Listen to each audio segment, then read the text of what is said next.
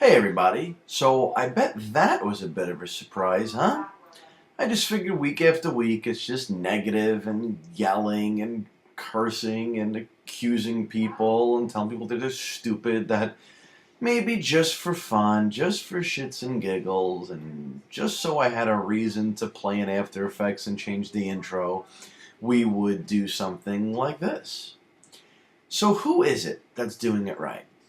Well, the other reason why I did it was because this just really could not be ignored, and I know everybody tunes into this stuff, so this would be a really good outlet for this company. So let's go ahead and take a look here. Uh, it's actually UPS. Now, UPS, U.S. Postal Service, and FedEx, the three big ways to get packages, and everybody has their preferences, one over the other. Sometimes the shipper determines that. Sometimes you choose it. Sometimes just a timing thing. There's different reasons. But if this that you're about to see is really any indication of how they do things overall, and I'm not here to weigh in on how they do things business, this is just social media, but if this is any indication about how they treat you in every other way, then this might sway you going forward. So what you see here is that I had somebody reach out to me that I follow them, I follow UPS Help, and apparently they follow me back, and they DM'd me and just said, "Hi Jason, make sure you got my first DM," which I actually did not, so there might have been a hiccup there. Twitter's been acting a little bit wonky the past couple of weeks, so there's no telling. So I said I did not. And she says, "Well, I'm glad you got this one." She gave me her name and her Twitter handle, and that she manages the UPS Twitter, and she was happy to connect. And I thought that was really random because I haven't really ordered anything lately, and I haven't had any problems, and I haven't reached out to them. So this was like just a really strange, random introduction. I liked it because it's a big brand talking to me. It's very personal by name and her personal Twitter handle. So I really liked that they were humanizing this brand that everybody knows and having a direct dialogue.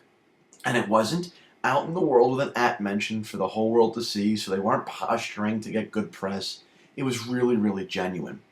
And I mentioned that we've connected in the past. They've always been helpful, and I just followed her personal account. She was happy for it. And then this is really the key where the conversation took a bit of a turn. Figured I'd drop by to let you know where we recently released our iPad app. Said, "I know you enjoyed tech news and whatnot. Thanks again for the follow." Now that surprised me that she would know that about me. Um, so I asked her how she knew. And she goes, "It is in your bio." And I know it is in my bio, of course. But we like to keep up with our influential followers and their interests. We should try to share the most relevant content to our follower base. And we reach out to them every now and then, so you're one of the lucky few.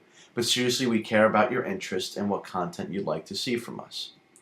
And I just admitted that I know that it's there, and just it's still amazing to see that this happened, and she was happy about that, etc. and so forth. And you can see we went on and we had a little bit continued conversation about social media and all that. But that's not really important.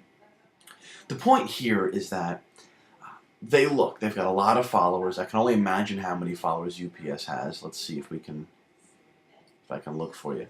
They've got 46,000 followers at UPS, and they took a minute to go through, and I'm sure they didn't go through everybody. They picked a handful, maybe the people they see on Twitter pretty frequently. If they've got a follower that has tweeted 19 times in the last 4 years, it's not that that person deserves less attention, but the fact of the matter is there's a limited amount of minutes and hours in a day, and the odds that that person sees it and crafts a meaningful dialogue are slim to none. So I'm on Twitter frequently about pretty pointed topics, tech and social media, as you guys know.